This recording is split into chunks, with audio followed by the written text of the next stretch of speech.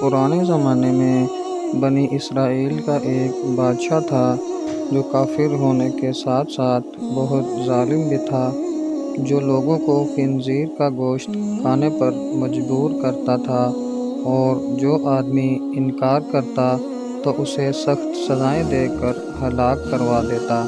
پھر اس زمانے کے سب سے بڑے عابد کو بادشاہ کے پاس لایا گیا۔ لوگ اس عابد کے مرتبے اور فضیلت سے آگاہ تھے۔ لوگ نہیں چاہتے تھے کہ اس عابد بزرگ کو بادشاہ کی طرف سے کوئی تکلیف پہنچے۔ چنانچہ ایک سپاہی نے عابد سے کہا، آپ مجھے ایک بکری کا بچہ ذبح کر کے دے دیں۔ جب بادشاہ کہے گا کہ اس عابد کے سامنے خنزیر کا گوشت رکھیں تو میں وہی بکری کا گوشت آپ کے سامنے پیش کروں گا۔ بادشاہ یہ سمجھے گا کہ آپ نے اس کی خواہش کے مطابق خنزیر کا گوشت کھا لیا ہے، اور اس طرح آپ بھی ہلاکت سے محفوظ رہیں گے۔ عابد نے بکری کا بچہ ذبح کر کے اس کا گوشت سپاہی کو دے دیا۔ جب عابد کو بادشاہ کے سامنے لایا گیا تو بادشاہ نے حکم دیا کہ خنزیر کا گوشت لایا جائے۔ منصوبے کے مطابق تو اس سپاہی نے بکری کا گوشت عابد کو پیش کیا۔ بادشاہ نے کہا، میرے سامنے خنزیر کا گوشت کھاؤ۔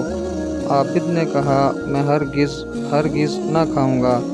یہ سن کر سپاہی نے اشارے سے بتایا کہ یہ وہی بکرے کا گوشت ہے جو آپ نے دیا تھا، آپ بلا جھجک کھا لیں۔ لیکن عابد نے بادشاہ کے سامنے وہ گوشت کھانے سے انکار کر دیا۔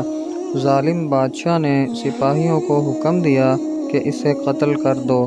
جب عابد کو قتل کے لیے لے جانے لگے تو وہی سپاہی قریب آیا اور کہا، آپ نے گوشت کیوں نہ کھایا؟ باخدا یہ وہی گوشت تھا جو آپ نے دیا تھا۔